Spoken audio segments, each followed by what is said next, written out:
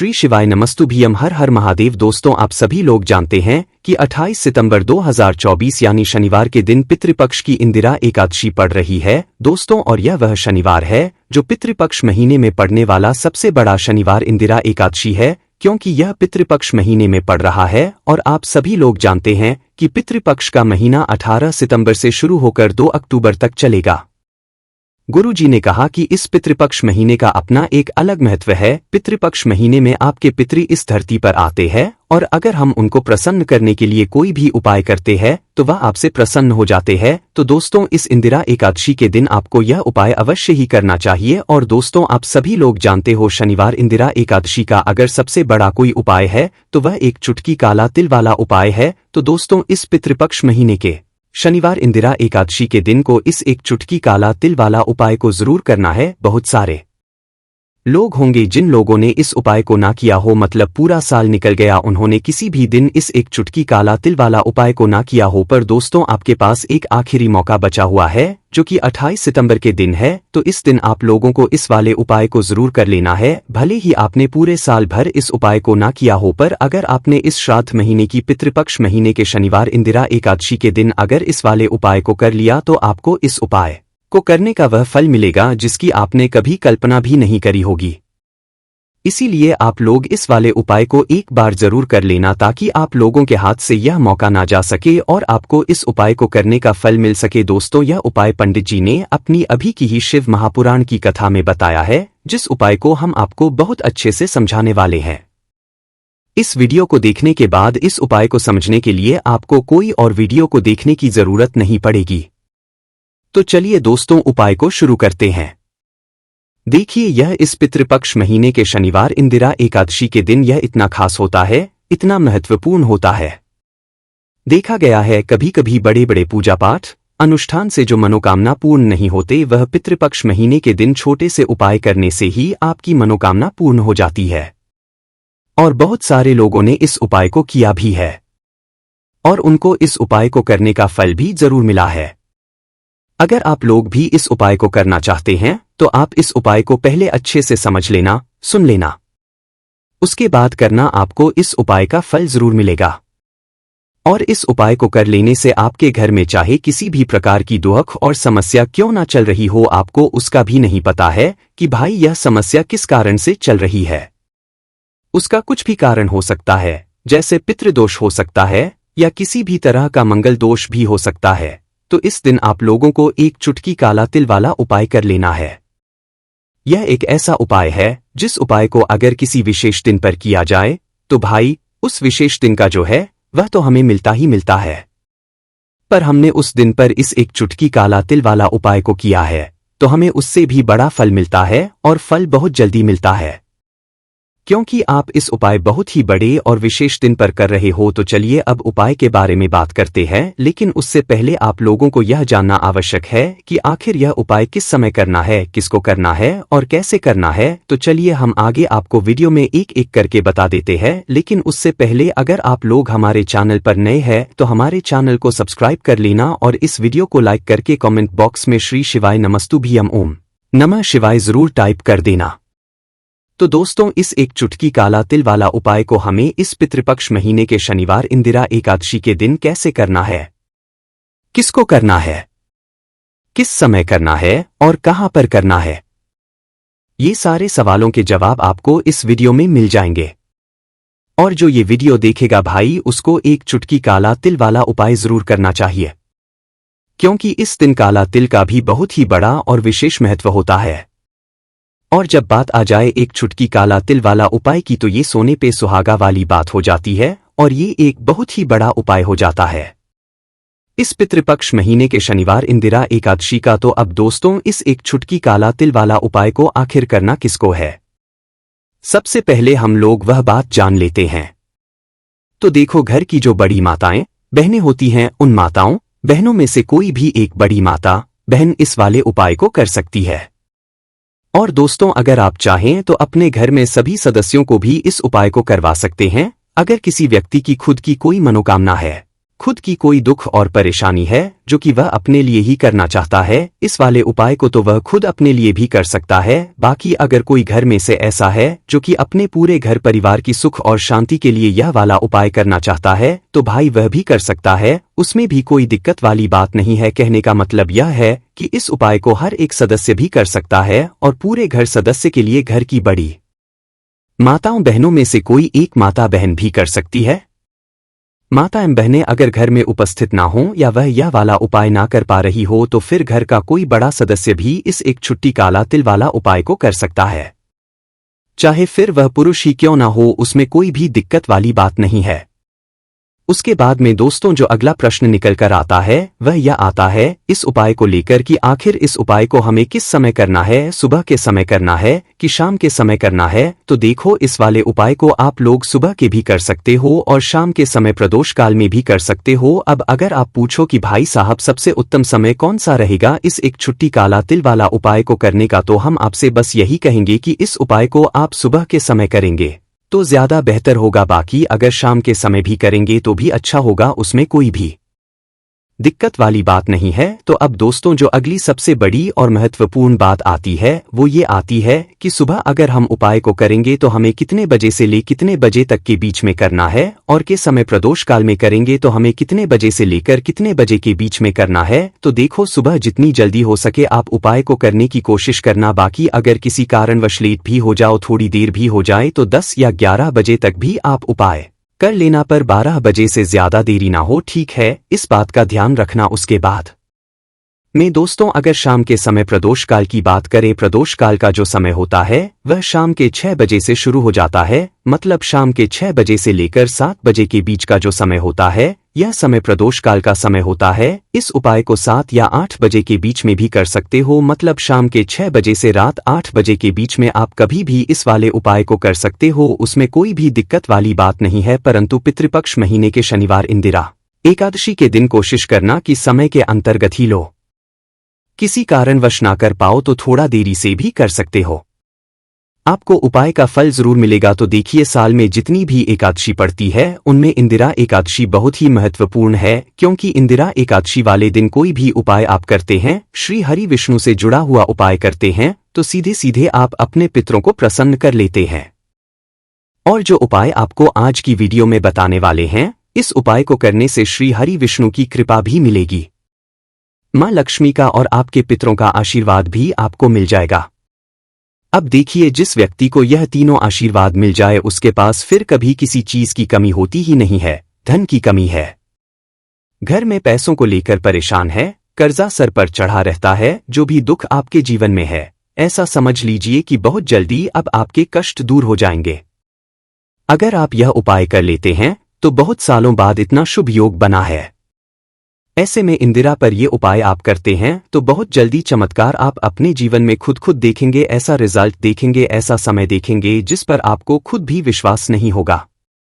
आप सभी यह बात जानते हैं कि जिस व्यक्ति को श्री हरि विष्णु की कृपा मिल जाए उसके पास कभी पैसों की और धन की कमी होती ही नहीं है, क्योंकि किस व्यक्ति को कितना धन देना है श्री हरि विष्णु ही तय करते हैं। धन की देवी मां लक्ष्मी देती है, लेकिन कितन देना है ये तो श्री हरि विष्णु के हाथ में ही होता है। दोस्तों चलिए बात कर लेते हैं पहला वाला उपाय में। देखिए, शनिवार के दिन इंद्र एकादशी का पढ़ना बहुत उत्तम है। शनिवार का दिन आप सभी जानते हैं शनिदेव का और साल 2024 शनिदेव का ही साल है, और जो काला तिल होता है ये हमारे पितरों को भी बहुत प्रिय होता है, सर्वप्रिय होता है। और काला तिल जो है आप सभी जानते हैं श्री हरि विष्णु से जुड़ा हुआ है। दूसरी चीज की काले तिल उपाय जब भी आप पितृपक्ष में करेंगे, चाहे एकादशी पर करें या बिना एकादशी के करें, लाभ ही लाभ आपको अपने जीवन में मिलता है। जो आपको अपने जीवन में चाहिए ना वो आपको मिल जाता है। जब भी आप काले तिल का कोई भी उपाय एकादशी में या श्राद्ध पक्ष में या पितृपक्ष में कर लेते हैं, और जो पितृपक्ष की एकादशी होती है, श्राद्ध पक्ष की एकादशी होती है, जिसे कि हम इंदिरा एकादशी बोलते हैं, इसमें तो ये उपाय सुहागा हो जाता है। अब आपको करना क्या है, आपको यहाँ पर एक चुटकी काला तिल लेना है, गाय का कच्चा दूध लेना है, दूध कच्चा ही लेंगे, बिल्कुल भी आपको इसे उबालना नहीं है, गर्म नहीं करना है, ठीक है ना। गाय का कच्चा दूध लेंगे, उसके अंदर थोड़ी सी मिश्री या फिर शक्कर डालेंगे, एक चुटकी काला तिल डालेंगे, और ये गाय का कच्चा दूध आपको पीपल की जड़ में चढ़ाकर आना है। इंदिरा एकादशी के दिन सुबह के समय में आपको यह उपाय करना है। जब आप यह जल चढ़ाएंगे, उसके बाद एक दीपक तेल के तेल का वहां आपको लगाना अपने पितरों का ध्यान करना है, उनसे याचना करनी है। देखिए, चाहे तो पितृ दोष आपके घर में है, पितृ नाराज है, आपके घर में मतलब संतान को लेकर कष्ट है, दुख है, या पैसे को लेकर कष्ट है, कर्जे को लेकर दुख है, कि घर में कोई व्यक्ति ऐसा है जो कर्जा ले रहा है, या फिर ऐसा है कि आपका अपना घर नहीं है, जीवन में बहुत ज्यादा परेशानियां हैं, तो जो भी दुख है आपका, आप बस पीपल के पेड़ पर ये कच्चा दूध अर्पित करते हुए अपने दुखों को, अपने कष्टों कह देना, श्री हरि विष्णु का ध्यान कर लेना, फिर अपने पितरों का ध्यान कर लेना, उनसे क्षमा याचना कर लेना, और यह दीपक वाला उपाय यानी एक दीपक जला देना और कच्चा दूध अर्पित कर देना। ऐसे समझ लीजिए, आने वाली जो पीढ़ियां हैं ना, वह भी कभी दुख नहीं देखेंगी, क्योंकि पीपल के पेड़ में विशेषकर पितरों का वास माना जाता है। त्रिदेव का वास भी पीपल के पेड़ में ही होता है, ब्रह्मा, विष्णु, महेश का वास पीपल के पेड़ में होता है, मां लक्ष्मी का वास होता है। तो समझ लीजिए, पीपल का जो पेड़ है यह आपके भाग्य को अब चमकाने आया है, आपकी सोई हुई किस्मत को जगाने आया है। तो यह उपाय करिए और फिर चमत्कार खुद इसका देख लीजिए, बहुत ही उत्तम है। यह दोनों के दोनों उपाय, जो व्यक्ति इन उपाय को कर लेगा वह तो अपने भाग्य को ही चमका लेगा, अपना ही उद्धार वह व्यक्ति कर लेगा जो इस उपाय को कर लेगा। पहले उपाय की बात कर ली, जो कि इंदिरा एकादशी पर आपको करना है, शनिवार का दिन है, इस बार आप बात कर लेते हैं। दूसरे उपाय की तो देखिए, जो दूसरे उपाय है यह विशेषकर पितरों के लिए है। एकादशी वाले दिन जरूर से आप इन उपायों को करें। तो अब जो दूसरे उपाय आपको बताने वाले हैं, पितृ इतने प्रसन्न हो जाएंगे कि कभी आपसे नाराज नहीं रहेंगे और उनकी कृपा आपके ऊपर हमेशा बनी रहेगी। देखिए, पितृ का पुत्रों की कृपा जिसे मिलती है उसके जीवन में कभी दुख नहीं आते, कभी पैसों की कमी नहीं आती, धन की कमी नहीं आती, सुख समृद्धि उनके घर में हमेशा बढ़ती है। जो लोग अपने पितरों का आशीर्वाद प्राप्त करते हैं, अब आशीर्वाद कैसे प्राप्त करना है? पितृपक्ष में आपको अपने घर में दक्षिण दिशा की तरफ अपने पितरों के नियमित यानी अपने पितरों के लिए जितने भी आपके पितृ है, ठीक है ना, के बारे में आपको पता है कि उनका नाम क्या था, ना मृत्यु का समय क्या था या नहीं भी पता है। कुछ ऐसे पितृ भी है जिनका नाम वगैरह आपको कुछ नहीं। सबका ध्यान करते हुए आपको अपने पितरों के लिए दक्षिण दिशा में दीपक लगाना है। दीपक की लौबी दक्षिण दिशा की तरफ ही करनी है और अपने पितरों से क्षमा याचना करनी है। एक दीपक जहां पीने का पानी रखते हैं वहां लगा दीजिए। बस यह उपाय पितृपक्ष में करते रहेंगे तो कभी पितृ नाराज नहीं रहेंगे और आशीर्वाद देते रहेंगे, आपको उनकी कृपा बरसती रहेगी। और पितरों की कृपा जहां बरसती है वहां कभी संकट दुख नहीं आते हैं। मित्र खुद आपके घर के संकटों को दूर कर देते हैं। तो चलिए जल्दी से बात कर लेते हैं। अब अपने तीसरे उपाय की देखिए। गौ माता का महत्व आप ऐसे भी समझ सकते हैं, जिस जगह पर गौ माता के चरण होते हैं, जहां वह खड़ी होती है ना, वह जगह ही पवित्र हो जाती है। तो आप समझ सकते हैं कि अगर आपके भाग्य में दुख और कष्ट भी लिखे हैं ना, उन्हें भी आप दूर कर सकते हैं अगर यह उपाय सच्ची श्रद्धा से कर लेते हैं। अब उपाय को करने के लिए आपको 3 रोटी अपने घर से निकालनी है, ठीक है ना। इंदिरा एकादशी वाले दिन यह उपाय करना है। बहुत ही अच्छा, बहुत ही उत्तम और एकदम नया उपाय है। 3 रोटी आपको अपने घर से निकालनी है।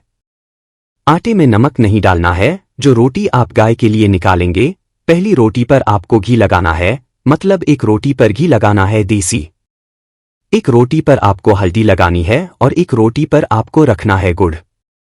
अब तीनों रोटी को एक साथ कर लेंगे, ठीक है ना। हल्दी वाली, घी वाली और गुड़ वाली एक के ऊपर एक, एक के ऊपर एक, इस तरह से तीनों रोटी आपको रख लेनी है। और यह उपाय आप इंदिरा एकादशी वाले दिन किसी भी समय कर सकते हैं। सुबह में भी कर सकते हैं, शाम को भी कर सकते हैं, दोपहर में भी, जब आपके पास समय हो तब ये उपाय आप कर लें। तीनों रोटी रखकर जिस पर आपने गुड़ है, हल्दी लगाई है, पर घी लगाया है, यह तीनों रोटी आपको अपने हाथ से गौ माता को खिलानी है। जब ये रोटी आप खिला देंगे तब आपको गौ माता के मस्तक पर, उनके माथे पर हल्के से टच करना है, उनको छूना है और अपनी विश, अपनी इच्छा उनसे कह देनी है। अगर कोई ऐसी इच्छा, कोई विश है जो लंबे समय से अटकी हुई है, पूरी नहीं हो रही है, या धन संपदा की बहुत कमी आपके घर में है, पैसा नहीं आता है, या घर में पैसा रुकता नहीं है, तिजोरी में रुकता नहीं है, फिजूल खर्ची बहुत ज्यादा होती है ना दवाइयों में पैसा बहुत जाता है, तो यह उपाय आप इंद्र एकादशी पर किसी भी समय कर लेना, श्री हरि विष्णु का ध्यान करते हुए, अपने पितरों से क्षमा याचना मांगते हुए, क्योंकि गौ माता में हमारे पितरों का वास भी होता है। ऐसा समझ लीजिए, दुख कितना भी बड़ा आपके घर में हो, कष्ट चाहे कितने भी हो, आपके जीवन से दूर होकर रहते हैं, क्योंकि यहाँ पर आपको 33 कोटि देवी वक्ताओं का आशीर्वाद मिलता है, आपके पितरों का आशीर्वाद मिलता है, मां लक्ष्मी की कृपा मिलती है। तो ऐसा समझ लीजिए कि इंदिरा एकादशी का इससे बड़ा उपाय आपको नहीं मिलेगा। बहुत ही विशेष और बहुत ही उत्तम उपाय है। वैसे भी जो लोग अपने घर में गौ माता के लिए पहली रोटी निकालते हैं, कभी उनके घर में अन्न और धन की कमी गौ माता यानी कि 33 कोटि देवी देवता आने नहीं देते हैं। तो शनिवार इंदिरा एकादशी दिन यह उपाय जरूर। तो दोस्तों, उपाय को शुरू करते हैं। देखिए, ये दिन इतना खास होता है, इतना महत्वपूर्ण होता है। देखा गया है कभी कभी बड़े बड़े पूजा पाठ अनुष्ठान से जो मनोकामना पूर्ण नहीं होती है, वह शनिवार इंदिरा एकादशी के दिन एक छोटे से उपाय करने से ही आपकी मनोकामना पूर्ण हो जाती है। और बहुत सारे लोगों ने इस उपाय को किया भी है और उनको इस उपाय को करने का फल भी जरूर मिला है। अगर आप लोग भी इस उपाय को 28 सितंबर 2024 के दिन यहां पर शनिवार एकादशी के दिन करना चाहते हैं, तो आप इस उपाय को पहले अच्छे से समझ लेना, सुन लेना, उसके बाद करना। आपको इस उपाय का फल जरूर मिलेगा और इस उपाय को करने से आपके घर में चाहे किसी भी प्रकार की दुख और समस्या क्यों ना चल रही हो, आपको उसका कारण भी नहीं पता है कि भाई यह समस्या किस कारण से चल रही है। उसका कुछ भी कारण हो सकता है, जैसे पितृदोष हो सकता है या किसी भी तरह का मंगल दोष भी हो सकता है, और भी बहुत तरह के दोष होते हैं, कुछ भी हो सकता है। पर आपको इस उपाय को करने के लिए अपने दोष को पता लगाने की भी जरूरत नहीं है। 28 सितंबर 2024 के दिन यहां पर पितृपक्ष शनिवार एकादशी के दिन इस एक हल्दी वाले उपाय को आप लोगों को कर लेना है। दोस्तों, अब हम समझते हैं इस वाले उपाय को हमें करना किस समय है। तो सबसे पहली बात दोस्तों, हम समझते हैं कि ये हल्दी वाला उपाय करना किसको है। तो देखिए, यहां पर सीधी सी बात है कि ये हल्दी वाला उपाय जो है, ये किस लिए किया जा रहा है। ये मनोकामना को पूर्ण करने के लिए किया जा रहा है। ये आपके जीवन में जो दुख और परेशानियां हैं, उनको दूर करने के लिए किया जा रहा है। या आपका बड़ा काम है जो कि नहीं हो पा रहा है, आप उसके लिए इस उपाय को कर सकते हो। तो सीधी सी बात यह है कि आप अपनी किसी भी प्रकार की मनोकामना के लिए इस वाले उपाय को कर सकते हो। तो यह उपाय वह व्यक्ति कर सकता है जिस व्यक्ति को अपनी किसी भी प्रकार की मनोकामना भगवान शिव जी से पूर्ण करवानी हो। और अगर कोई भी माताएं बहनें जो है अपने घर की सुख और शांति के लिए, घर में धन समृद्धि को बढ़ाने के लिए यह वाला उपाय करना है, तो घर की जो बड़ी माताएं बहनें होंगी वह इस हल्दी वाले उपाय को विशेष रूप से करें, क्योंकि माताएं बहनें घर की लक्ष्मी होती है और जब घर की लक्ष्मी कोई विशेष उपाय करती है तो उसका फल ही बहुत जल्दी मिल जाता है और बहुत बड़ा होकर मिलता है। अन्यथा इस उपाय को कोई भी व्यक्ति कर सकता है, चाहे वह बड़ा हो, चाहे वह छोटा हो, चाहे वह बच्चा हो। जिस व्यक्ति को यह हल्दी वाला उपाय समझ आ गया, वह व्यक्ति इस हल्दी वाला उपाय को एकादशी के दिन जरूर करे, क्योंकि उसको इस उपाय को फल बहुत ही जल्दी मिल जाएगा। क्योंकि 28 सितंबर 2024 के दिन यहां पर शनिवार इंदिरा एकादशी के दिन भगवान शिव और विष्णु भगवान जी बहुत आसानी से प्रसन्न हो जाते हैं। तो आइए अब हम समझते हैं कि इस हल्दी वाला उपाय को आपको करना कैसे है और इस उपाय को करने का जो समय है वह क्या है। तो देखिए, इस शनिवार एकादशी के दिन किए जाने वाले ये एक चुटकी हल्दी वाला उपाय जो उपाय है, ये मुख्य रूप से सुबह के समय होगा। किस समय होगा? सुबह के समय होगा। आपको कोशिश यही करनी है कि सुबह के समय हम इस हल्दी वाला उपाय को कर लें। पर किसी कारणवश अगर आप सुबह इस उपाय को ना कर पाओ, आपको कहीं काम से जाना हो या किसी और काम की वजह से आप उपाय को ना कर पाओ, तो आपके पास फिर दूसरा मौका रहेगा जो कि शाम के समय का रहेगा, प्रदोष काल का रहेगा। अब भाई, प्रदोष काल का समय बहुत ही लोगों के मन में प्रश्न बन जाता है कि भाई यह समय होता कब है।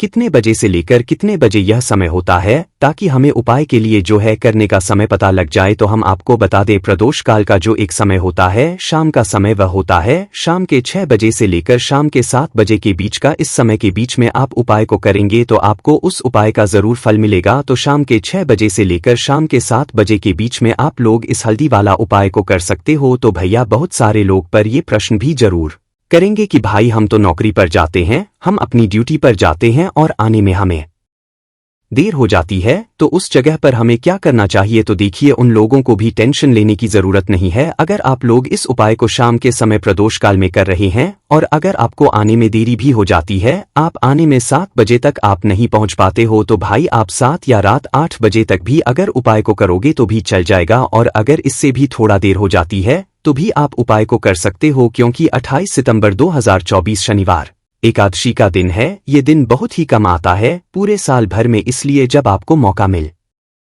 जाए तब आप इस उपाय को जरूर कर लेना। कोई भी उपाय हो आप कभी भी कर सकते हो एकादशी के दिन। बस कोशिश करना कि समय के थोड़ा मतलब अंतर्गत ही कर लो, पर किसी कारणवश अगर ना कर पाओ तो फिर आप थोड़ा देरी कर सकते हो, आपको उपाय का फल जरूर मिलेगा। तो देखिए, इंदिरा एकादशी के दिन पर विशेषकर श्री हरि विष्णु का पूजन किया जाता है। अब साथ ही साथ पितृपक्ष का महीना भी पड़ गया है, तो ऐसा समझ लीजिए आपके जीवन में धन भी आएगा, सुख भी आएगा, धन बढ़ेगा भी और साथ ही साथ आपके जीवन के सारे संकटों को भगवान शिव जी दूर कर देंगे।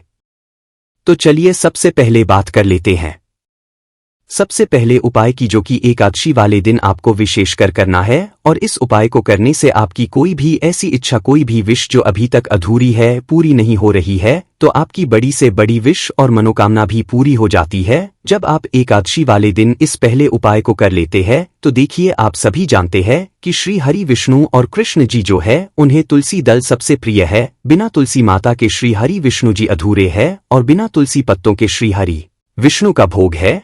अब श्री हरि विष्णु को प्रसन्न करके आप अपनी मनोकामना को पूरा कर सकते हैं, क्योंकि श्री हरि विष्णु अगर प्रसन्न हो गए तो आपकी कोई भी विश और इच्छा मनोकामना अधूरी नहीं रहेंगी। तो आपको तुलसी के 5 पत्ते लेने हैं। अब जिस दिन कृष्ण एकादशी है उस दिन तुलसी के पत्ते ना तोड़े, पहले से ही तोड़ कर रख लें। अब ये 5 तुलसी के पत्ते जो आपने लिए हैं, ये 5 तुलसी के पत्ते आपको श्री हरि विष्णु को अर्पित करने हैं। अपने घर के मंदिर में ही ठीक है, ऐसा को करना है। आपके घर में श्री हरि विष्णु की कोई मूर्ति है या श्री कृष्ण की मूर्ति है या लड्डू गोपाल है, प्रतिमा है, वहां पर यह 5 तुलसी के पत्ते आप रखें और साथ ही साथ एक देसी घी का दीपक गोल बाती का आपको लगाना है और नमो भगवते वासुदेवाय नमः इस मंत्र का आपको 11 बार जप करना है। देखो मंत्र कौन सा है, ओम नमो भगवते वासुदेवाय नमः। और फिर श्री हरि विष्णु से अपनी विश, अपनी इच्छा, अपनी मनोकामना कह देना है और फिर देखना आपकी विश और इच्छा, जो भी आपकी मनोकामना है, जो भी अपने जीवन में आपको चाहिए। अगर निर्धनता बहुत है, आप अपने घर से गरीबी को दूर करना चाहते हैं, या फिर धन आपका बढ़ता नहीं है, आप चाहते हैं कि आपका धन बढ़े, या फिर आपके घर में फिजूल खर्ची बहुत होती है, पैसा आपके पास नहीं रुकता है, आप चाहते हैं कि पैसा आपके पास रुके, या फिर घर में कोई व्यक्ति ऐसा है जो बहुत बीमार रहता है, या फिर किसी का विवाह नहीं हो पा रहा, तो जो भी आपकी इच्छा है, जो भी आपके विश है, बस एक बार श्री हरि विष्णु से कह देना। क्योंकि शनिवार भी इस दिन है, साथ ही 7 साल का सबसे बड़ा महीना है। यह दिन इतना उत्तम है कि जो भी आप श्री हरि विष्णु जी से मांग लेंगे, जो उनसे कह देंगे, वो आपकी विश, आपकी मनोकामना को बहुत जल्दी पूरा कर देंगे। तो ये पहला उपाय है। तो चलिए बरकते हैं अगले उपाय की ओर। देखो, यदि आपके जीवन में आर्थिक संकट बहुत अधिक रहे हैं, धन की समस्या लगातार जीवन में बनी हुई है, एक एक रुपयों को प्राप्त करने के लिए आपको बहुत अधिक मेहनत कर रहे हैं, तो आज रात्रि में सोने से पहले आपको हो यह एक चमत्कारी दीपक का उपाय अवश्य करना है। या फिर यदि आपका जो व्यापार है, बिजनेस है, दुकान है, वो अच्छे से नहीं चल पा रही है, तो आज रात्रि में इस विशेष दीपक का उपाय आपको अवश्य करना चाहिए। देखो दोस्तों, दीपक हमारे सभी नकारात्मक शक्ति को बाहर करता है। यह उपाय आपको साल में केवल एक बार करने का ही मौका मिलता है, केवल और केवल एकादशी पर ही इस उपाय को किया जाता है। देखिए, इस उपाय के लिए आपको तुलसी जी की जो सूखी लकड़ी होती है उसे ले लेना है। देखिए दोस्तों, यदि आपके पास पुरानी तुलसी जी की लकड़ी है तो उसे आप ले सकते हैं, और यदि आपके घर में तुलसी जी जो लकड़ी है वो सूखी हुई है तो उसकी लकड़ी आप तोड़ करके इस्तेमाल कर सकते हैं। लेकिन आपको ध्यान है कि सूर्यास्त से पहले पहले ही आपको ये जो तुलसी जी की लकड़ी है इसे अवश्य ही तोड़ लेना है। और एकादशी के दिन लकड़ी को नहीं तोड़ना है, तो इस उपाय के लिए आपको सबसे पहले तो एक मिट्टी का दीपक लेना होगा। आप चाहें तो आटे का दीपक भी ले सकते हैं, क्योंकि आटे का दीपक सभी दीपक में सर्वोत्तम माना गया है। इस दीपक के अंदर आपको शुद्ध घी का प्रयोग करना होगा और इससे दीपक के अंदर अपने जो की लकड़ी ली है उसे भी रख देना है। लेकिन ये जो तुलसी जी की लकड़ी है, इसमें आपको चारों तरफ अच्छे से घी लगा लेना है। देखिए, गुरुजी ने बताया है कि जो तुलसी जी की लकड़ी है, यदि आप उपाय करते हैं और बहुत ही शीघ्रता से जल जाती है, तो इसके लिए आपको एक कार्य करना है। आपको थोड़ी सी रुई ले लेनी है और उससे रुई को आपको जो तुलसी जी के अपने लकड़ी ली है उस पर अच्छे से चारों तरफ लपेट देनी है। तुलसी जी की के ऊपर रुई लपेटने के बाद इसे आपको पूरा घी के अंदर डुबो लेना है। अब इसे आपको बाती के रूप में प्रयोग करना है। अब दोस्तों, इस दीपक को आपको प्रज्वलित कहाँ करना है, तो इस दीपक को आपको या तो भगवान विष्णु के सामने प्रज्वलित करना होगा, या फिर आपको भगवान श्री राम के सामने प्रज्वलित करना होगा, या फिर भगवान कृष्ण के सामने, यानी कि भगवान विष्णु के जो भी अवतार है उनके सामने आप ये दीपक प्रज्वलित कर सकते हैं। फिर आप इसे दीपक को माता तुलसी जी के सामने भी प्रज्वलित कर सकते हैं। पूज्य गुरु जी ने बताया है कि जो भी व्यक्ति इस प्रकार से तुलसी जी की डंडी से यह दीपदान कर देता है, उसके जीवन में कभी भी धन की समस्या नहीं होती है। इसीलिए आपको ये पूरे साल में केवल एक बार ही मौका मिलता है। इस उपाय को करके देखना, आपकी सभी इच्छा जरूर पूर्ण होगी। यह जो उपाय है रात्रि में सोने से पहले करना है। बात करते हैं उपाय की, अब बताते हैं तुलसी के गमले में आपको वो कौन सी चीज डालनी है जिस उपाय को करने से आप अपने जीवन में महाधनी बन जाएंगे। इतना धन आपको मिलेगा कि कभी भी आपके धन में कमी नहीं आएगी, कभी भी आपका धन बर्बाद नहीं होगा। आपके पैसे की बर्बादी बिल्कुल आपके जीवन से रुक जाएगी।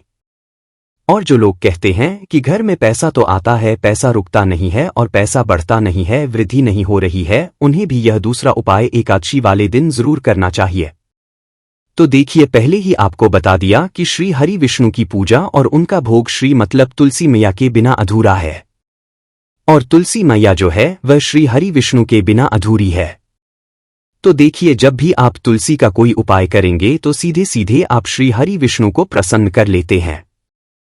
अब व्यक्ति को, यानी जो भी व्यक्ति है, किस व्यक्ति को कितना धन देना है, ये हरि विष्णु के हाथ में होता है। धन देने का काम माँ लक्ष्मी करती है, जो कि माँ तुलसी का ही एक रूप है। माँ तुलसी जो है ये माता लक्ष्मी का ही स्वरूप है ना। तो आपको करना क्या है, आपको लेनी है यहाँ पर हल्दी पिसी हुई, जो कि श्री हरि विष्णु से जुड़ी हुई है, आपके गुरु ग्रह से जुड़ी हुई है, आपकी कुंडली में गुरु को मजबूत करती है, सुख सौभाग्य को खींचने का काम करती है, धन को बढ़ाने का काम करती है। तो एक चुटकी पिसी हुई हल्दी आपको लेनी है, और यह पीसी हुई सूखी भी आपको अपने गमले में, तुलसी का पौधा जिस गमले में लगा है उसमें अच्छे से इस हल्दी को डालना है, ठीक है ना। और ओम नमो भगवते वासुदेवाय नमः इस मंत्र का जाप करना है। कितनी बार, कम से कम 11 बार जाप करना है। ओम नमो भगवते वासुदेवाय नमः इस मंत्र का जाप करते रहना, और हल्के हल्के से तुलसी के पौधे में आपको पूरे गमले में पीसी हुई हल्दी का छिड़काव करना है। तो देखिए, जो व्यक्ति इस उपाय को एकादशी के दिन कर लेता है, ऐसा समझ लीजिए अपने जीवन से नहीं आने वाली 7 पीढ़ियों के जीवन से निर्धनता और गरीबी को दूर कर देता है। क्योंकि हल्दी जो है ना, ये साधारण नहीं है। हल्दी इतनी उत्तम होती है कि रातों रात आपके जीवन में चमत्कार करती है। आपने देखा होगा कि कोई भी शादी होती है, विवाह होता है ना, कोई भी ऐसा शुभ काम हम करते हैं उसमें हल्दी जरूर लेते हैं। गृह प्रवेश जब हम करते हैं तो हल्दी के स्वस्तिक का निर्माण करते हैं। कोई भी अच्छा काम करने जा रहे हैं, हल्दी उसमें लेते हैं। और हल्दी जो है यह आपके गुरु ग्रह को मजबूत कर देती है। कुंडली में गुरु कहीं ना कहीं मजबूत है, तो इससे उत्तम उपाय आपको ऐसा समझिए एकादशी का मिलेगा नहीं। बहुत ही उत्तम उपाय है। तुलसी के गमले में एक चुटकी पिसी हुई हल्दी डालना है, तो ये बहुत ही उत्तम उपाय है। इस उपाय को आप जरूर करें एकादशी वाले दिन, और साल का सबसे बड़ा ये दिन है। तो इस उपाय को करने से श्री हरि विष्णु आपसे न केवल प्रसन्न होते हैं, आपसे इतना प्रसन्न हो जाते हैं कि जीवन में आपके गरीबी और निर्धनता को नहीं आने देते हैं। तो चलिए अब बात कर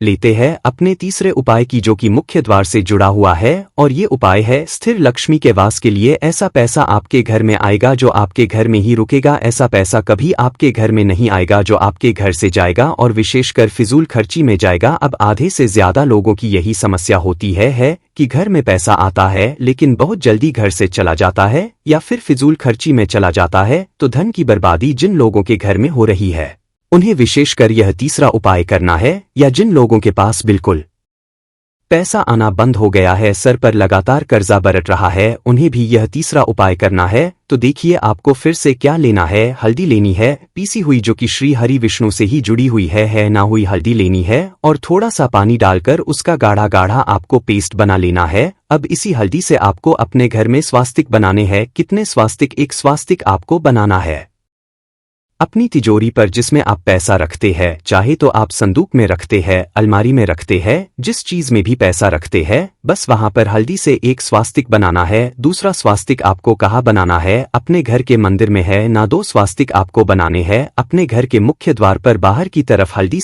से 4 स्वास्थ्य आपको बनाने हैं। 2 स्वास्तिक मुख्य द्वार पर बाहर की तरफ, एक तिजोरी पर है ना, और एक अपने घर के मंदिर में। बस यह उपाय आपने एकादशी वाले दिन कर लिया तो देखिए जो धन की तिजोरी है उसमें पैसा भरा रहेगा। कभी भी धन की तिजोरी धन से खाली नहीं होगी, क्योंकि जहां पर हल्दी का स्वास्तिक होता है वहां कभी धन की कमी नहीं है। हमेशा वहां पर धन की देवी माता लक्ष्मी वास करती है, क्योंकि हल्दी किससे जुड़ी हुई है? श्री हरि विष्णु से, और मां लक्ष्मी कहा होती है जहां श्री हरि विष्णु वास करते हैं। अब बात करें कि आपके घर का मंदिर जो है उसमें अगर आप एक स्वास्तिक बनाते हैं तो आपके घर से ऊर्जा जो है पूरे में ऊर्जा फैलती है ना। तो आपके घर में पॉजिटिव एनर्जी बढ़ाती है, सकारात्मक ऊर्जा बढ़ाती है। जब आप अपने घर के मंदिर में स्वास्तिक बनाते हैं, आपके घर से बुरी शक्तियां, नेगेटिव एनर्जी जैसी चीजें बिल्कुल आपके घर में नहीं रुकती हैं। मुख्य द्वार तो इतना उत्तम होता है कि मुख्य द्वार से ही मां लक्ष्मी की नजर सबसे पहले आपके मुख्य द्वार पर ही पड़ती है, और मुख्य द्वार पर अगर आपने हल्दी के स्वास्तिक बना दिए तो मां लक्ष्मी देखते ही प्रसन्न हो जाती है,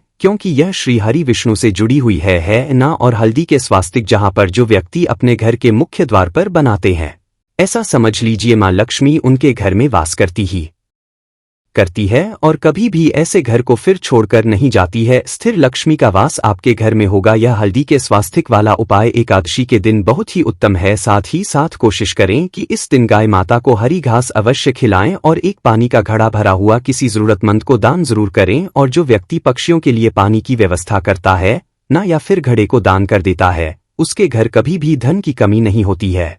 माता लक्ष्मी उनके भंडार भर देती है।